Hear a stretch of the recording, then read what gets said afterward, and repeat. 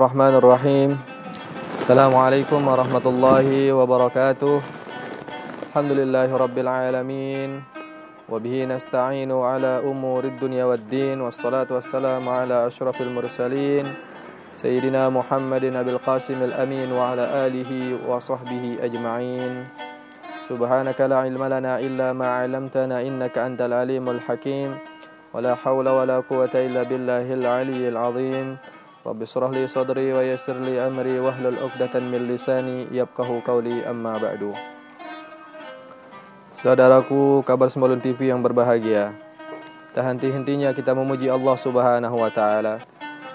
La ilaha illallah, tiada Tuhan selain Allah.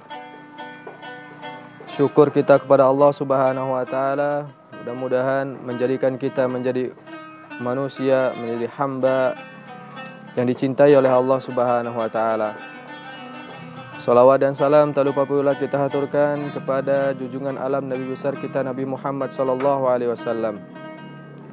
Nabi yang paling utama, nabi yang di dalam hadis disebutkan laula Muhammad ma khalaqtuk, kata Allah dalam hadis kursi kepada Nabi Adam alaihissalam, kalau bukan karena Muhammad aku tidak akan menciptakanmu hai Adam, kata Allah Subhanahu wa taala. Oleh karena itu kita bersyukur menjadi umat Nabi Muhammad SAW, umat Nabi yang terakhir dalam wujud, tapi pertama dalam ruhnya, tapi yang pertama dalam penciptaan Allah Subhanahu wa taala. Saudaraku kabar Sembalun TV yang berbahagia, sebagaimana yang sudah kami sampaikan kemarin, bagaimana tentang doa kita. Rasulullah SAW menjelaskan kepada kita semua, ad-du'a'u mukhul ibadah. Doa itu merupakan ruhnya ibadah kita. Karena ibadah salat yang kita lakukan itu adalah doa pada intinya. Maka ulama mengatakan as-salatu lughatan ad-du'a. Salat menurut bahasa itu artinya adalah doa.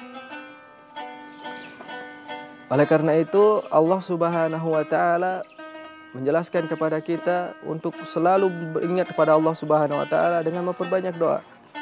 Para ulama mengajarkan kepada kita bagaimana kita menjadi orang-orang yang pandai untuk berdoa. Masalah diterima atau tidaknya insyaallah itu yang akan kami sampaikan nantinya. Namun sebelumnya kata Imam Syafi'i radhiyallahu anhu dalam sebuah syairnya, beliau menjelaskan kepada kita semua, atahza'u bid-du'a wa tazdarihi wa ma tadri bima sana'ad du'a. Sihamul laili la tukhti walakin laha amadun walil amadin qida'u. Atahza'u bid-du'a wa tazdarih. Jangan pernah kita meremehkan yang namanya doa, karena kita tidak tahu kekuatan doa itu seperti apa. Banyak hadis-hadis dalil-dalil yang mengatakan bagaimana dahsyatnya yang namanya doa. La yaruddul qada ila du'a. Tidak ada yang bisa mencegah qada Allah Subhanahu wa taala kecuali kekuatan doa. Oleh karena itu Imam Syafi'i mengatakan jangan sekali-kali kita meremehkan doa kapanpun waktu kita berdoa. Sihamul laili la tukhti walakin, doa yang kita panjatkan di tengah malam itu tidak pernah akan meleset, tidak pernah akan ditolak oleh Allah Subhanahu wa taala. Lakin laha amadun walil amadin qidha, akan tapi semuanya memang punya proses, semuanya punya waktu, entah kapan akan diterima oleh Allah Subhanahu wa taala. Maka kata ulama, kita berdoa kepada Allah itu merupakan wujud daripada penghambaan kita kepada Allah Subhanahu wa taala. Ketika kita tidak mau berdoa kepada Allah Subhanahu wa taala atau malas kita berdoa pada Allah Subhanahu wa taala, sungguh itu merupakan sikap takabur kata ulama. Wal kibriya'u li rabbina sifatun bihi mahsusatun fatajannabannaha wattaqi. Sungguhnya sifat takabur itu adalah khususiat Allah Subhanahu wa taala. Kita harus menjauhkan yang namanya takabur, karena takabur itu adalah sifat Allah Subhanahu wa taala. Kita tidak pantas untuk menjadi orang-orang yang bertakabur. Maka ketika kita berdoa pada Allah atau jarang berdoa kepada Allah, maka itu indikasi daripada penghambaan kita kepada Allah Subhanahu wa taala. Maka Allah Subhanahu wa taala kadang menguji kita ketika kita berdoa 1 bulan, 2 bulan, 3 bulan, 1 tahun bahkan seterusnya. Namun doa kita, perasaan kita Allah tidak mengabulkan doa kita. Kita harus sadar bahwa terkadang Allah Subhanahu wa taala masih senang mendengarkan doa-doa kita. Allah masih senang kita memanjatkan doa kepadanya. Kadang orang-orang apabila sudah dikabulkan doanya, kadang dia akan lupa kepada Allah Subhanahu wa taala. Oleh karena itu, Allah Subhanahu wa taala senang ketika diminta. Berbeda halnya dengan kita sebagai manusia. Kadang kalau kita diminta banyak kali, 1 kali, 2 kali, kita akan marah diminta terus. La tas'alanna baniya Adam hajatan wasalil ladzi abwabuhu la tuhjabu. Mintalah kepada Allah Subhanahu wa taala, jangan pernah meminta kepada manusia, karena Allah Subhanahu wa taala pintunya tidak pernah akan tertutup. Allahu yakdabu in tarakta su'alahu. Allah bahkan akan murka apabila kita tidak berdoa kepadanya. Wa baniya Adam hina yus'alu yakdabu. Sedangkan kalau manusia, kalau sering kita meminta, dia akan marah. Maka Allah Subhanahu wa taala mengajarkan kepada kita, perbanyaklah doa, perbanyaklah doa. Masalah akan dikabulkannya doa kita atau tidak, itu urusan Allah Subhanahu wa taala. Namun saudaraku yang berbahagia, ulama-ulama menjelaskan kepada kita bagaimana sih hakikat doa kita. Maka urusan kita sebenarnya sebagai seorang hamba adalah berdoa pada Allah Subhanahu wa taala. Urusan kita diterima atau tidak doa kita itu urusan Allah Subhanahu wa taala. Tidak perlu kita bingungkan doa kita. Yang penting adalah kita berdoa pada Allah Subhanahu wa taala dengan hati yang ikhlas, dengan tadarru. Masalah diterima atau tidaknya doa kita itu adalah urusan Allah Subhanahu wa taala. Maka ulama menggambarkan kepada kita bagaimana orang-orang yang berdoa di atas dunia ini namun hakikatnya tidak diterima kelihatannya. Maka ulama membagi menjadi 3 keadaan doa-doa manusia di atas dunia ini. Yang pertama, ada manusia yang berdoa langsung diijabah oleh Allah Subhanahu wa taala. Yang kedua, ditangguhkan waktunya seminggu, 2 minggu, setahun, 2 tahun dan lain sebagainya. Kemudian yang ketiga, mudakharatun fil akhirah, ada doa orang-orang yang akan diberikan nanti doanya nanti di akhirat oleh Allah Subhanahu wa taala. Maka yang pertama adalah doa yang langsung dikabulkan oleh Allah Subhanahu wa taala. Ketika orang meminta kepada Allah Subhanahu wa taala kemudian langsung dikabulkan oleh Allah Subhanahu wa taala, itu adalah nikmat juga. Adalah nikmat yang luar biasa sekali. Maka siapakah orang-orang yang selalu akan diterima doanya oleh Allah Subhanahu wa taala? Yang pertama adalah orang-orang yang menjadi nabi dan rasul. Ketika meminta kepada umatnya, Allah Subhanahu wa taala akan mengabulkannya. Kemudian yang kedua, kata Rasulullah sallallahu alaihi wasallam, du'aul walidi liwaladihi ka du'ail nabi li ummatihi. Doanya seorang ibu, seorang bapak kepada anaknya sama seperti doanya Nabi kepada umatnya. Oleh karena itu, para ibu bapak yang berbahagia, manfaatkan di bulan suci Ramadan mendoakan keluarga, putra putri untuk menjadi orang-orang yang sukses, menjadi orang-orang yang pandai agama, pandai di dalam menjalankan ibadah dan lain sebagainya. Menjadi orang-orang yang berbakti kepada orang tua dan lain sebagainya. Manfaatkan waktu di bulan suci Ramadan dengan ucapan-ucapan kalimat yang baik. Kemudian yang kedua adalah doa yang dikabulkan oleh Allah Subhanahu wa taala namun punya waktu. Ada orang yang diberikan kesempatan untuk berdoa sebulan, 2 bulan, 3 bulan, bahkan setahun. Terus menerus dia berdoa kemudian diterima oleh Allah Subhanahu wa taala, dikabulkan oleh Allah Subhanahu wa taala. Banyak orang yang seperti itu.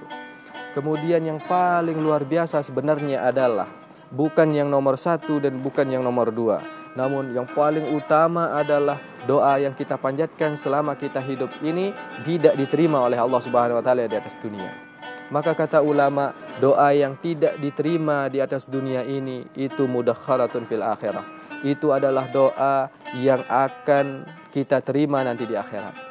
Maka diceritakan dalam satu kisah, seseorang nanti datang di akhirat membawa pahalanya. Kemudian datang pahala yang begitu besar, pahala datang. Dia pun tidak mengetahuinya. Karena sudah jelas ini pahala sholatnya ada, pahala zakatnya sudah ada, pahala sodakohnya sudah ada dan lain sebagainya. Namun didatangkan dengan pahala yang begitu banyak sekali, kemudian dia bingung.